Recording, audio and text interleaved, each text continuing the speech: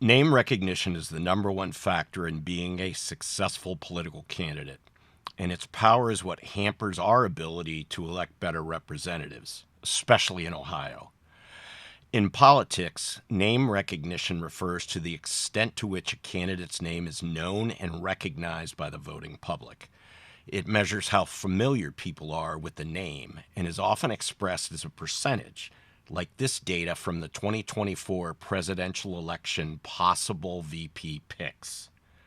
This chart was polling done by Marist College in August 2024. Mark Kelly, Josh Shapiro, and Tim Walz were being considered as vice presidential running mates for Kamala Harris. You can see they had very low name recognition. J.D. Vance, on the other hand, had substantial name recognition. He had written a book that was a bestseller, appeared on Fox News numerous times with Tucker Carlson, had run for U.S. Senate, was endorsed in that run by President Trump, won, and had been a sitting U.S. Senator for almost 2 years when the poll was taken. The power of name recognition is its importance to low engagement voters. We've already done a video on that topic. It's titled Critical Condition, Low Engagement Voters. You can find links to GFI's Rumble and YouTube channels in the show notes, or goodies as we call them on social media. You can find the Critical Condition, Low Engagement Voters episode there. Low engagement voters, often called low information voters, are more dramatically impacted by name recognition in low information races. Races where voters know little about any of the contenders, according to a study by political scientists and professors Cindy Kam and Elizabeth Zechmeister at Vanderbilt University in 2013. The closer to home races are, races for township trustees, school boards, and city councils, for example, the less informed voters will be about candidates in these races, so they're considered low-information election races. This is because these candidates receive little media coverage, have small or no advertising budgets, and aren't as discussed or talked about with family, friends, or acquaintances. When was the last time you had a deep discussion with someone about your township trustees? Our study offers fairly conclusive evidence that, in low information races, a candidate's name recognition alone positively affects voter support, said Zachmeister, who co-authored the paper with Kam. Although the media pays a lot of attention to high-profile races, in the majority of election decisions that American voters make, they have very little information about candidates. In Ohio, think about all the races, issues, and levies on the ballot below federal offices. Our ballots are always bottom-heavy with low information choices. Sometimes partisanship, meaning political party affiliation, isn't available, so voters need to rely on shortcuts to make decisions. These findings are important because low information races are the rule, not the exception in American politics, said Kam. The professors investigated name recognition in the context of a real election campaign. This study was conducted 2 months before an upcoming local election when real candidates were just beginning to ramp up their campaigns for county council seats. Kam and Zechmeister had the fictitious name Ben Griffin printed on yard signs and placed on the lawn of a cooperating homeowner. The home was located on a street near a local elementary school. The researchers had previously determined that about half of all school traffic would pass by the location of the fictitious signs. 3 days after the signs were posted, the nearby school's parent-teacher organization, which was cooperating with the professors, emailed the school's parents to link to a short internet survey. Parents were asked to complete the survey in order to earn $5 per family for the school. Survey respondents were asked to select their top 3 choices for the county's at-large council seats. The 7 options included the 5 actual incumbent candidates running for office, along with 2 fictitious candidates, one of whom was Ben Griffin. Cam and Zeckmeister found that nearly a quarter of the respondents who had driven by the signs for the fictitious Ben Griffin placed him among their top 3 choices for the at-large council seats.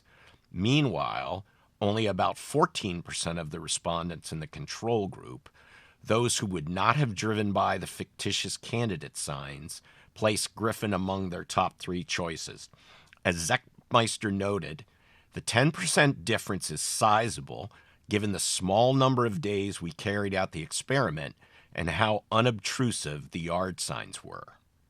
Let's now tie all of this together as to why the name recognition benefit, combined with low engagement voters, is hampering we the people from electing better representatives.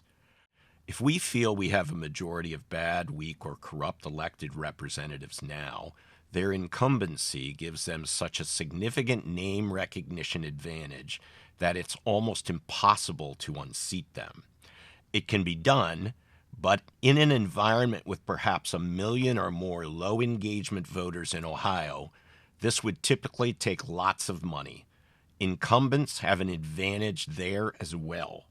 Incumbency significantly enhances a candidate's name recognition, which in turn contributes to the electoral advantage known as the incumbency advantage. This advantage stems from several factors: increased visibility and media exposure.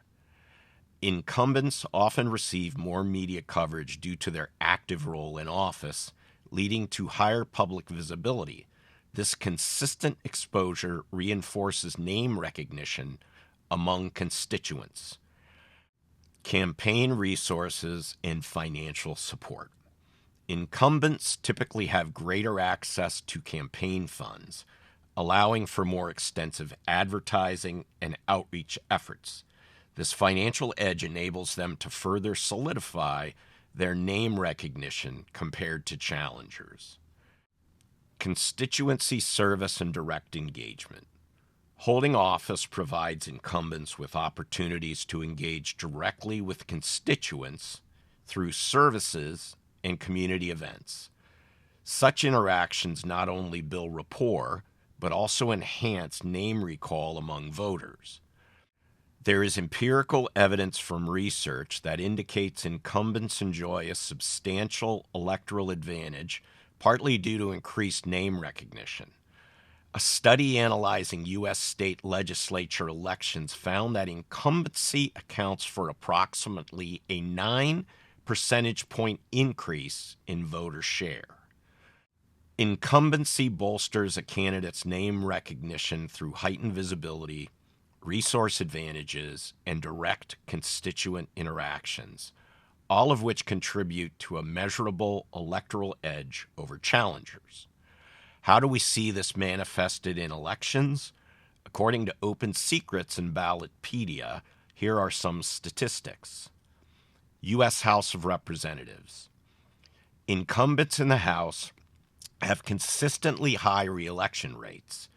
For instance, in the 2024 elections, the re-election rate was 93.49%. Historically, these rates have rarely dipped below 85%, with peaks of 98% in 2004 and 97% in 2016. U.S. Senate.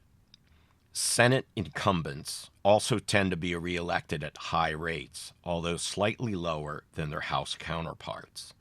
In 2024, the reelection rate for Senate incumbents was 100%. Since 1990, incumbent senators have retained their seats in approximately 88% of races.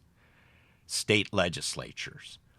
State legislative incumbents experience high reelection rates as well. In the 2024 general elections, 97% of state legislative incumbents who ran were reelected. State executive offices. Incumbents in state executive positions, such as governors and treasurers, also have high reelection rates. In 2024, 94% of state executive incumbents were reelected. Local offices. At the local level, incumbents tend to have similar re-election rates compared to state and federal positions. In 2024, local executive incumbents had a 92% win rate. Local judicial incumbents had a 97% win rate. And local legislative incumbents had an average win rate of 86%. Let's face it, we the people have neither the money nor the time to go after incumbents and win. We have to take new and different approaches. One approach is organizing a group of grassroots Ohioans who are fed up with the status quo, a peaceful movement to force change. That's what the Grassroots Freedom Initiative is designed to do.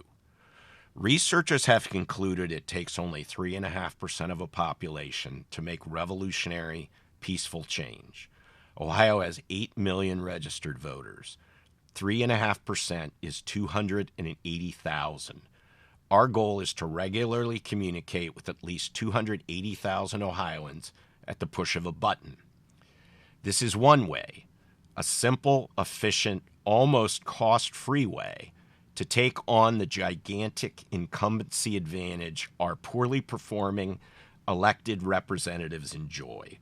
280,000 votes can swing many an election.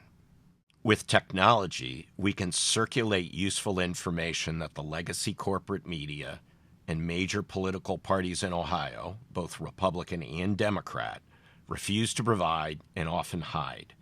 Information Ohioans need to cast an informed, thoughtful, educated vote. We believe that if Ohioans have the full, accurate, truthful story about politicians and the issues facing Ohio, they will vote for what's best for their families, our communities, and our great state. Not how they're programmed to vote by corrupt political parties, fake news media, and substandard candidates running strictly on name recognition and the other incumbency advantages.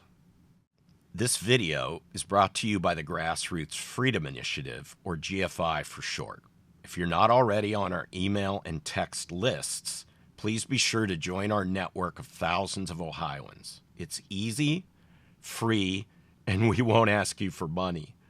Visit gfiohio.com and click the Join Us button in the upper right-hand corner of any page, or text the letters GFI to 66866 and follow the prompts.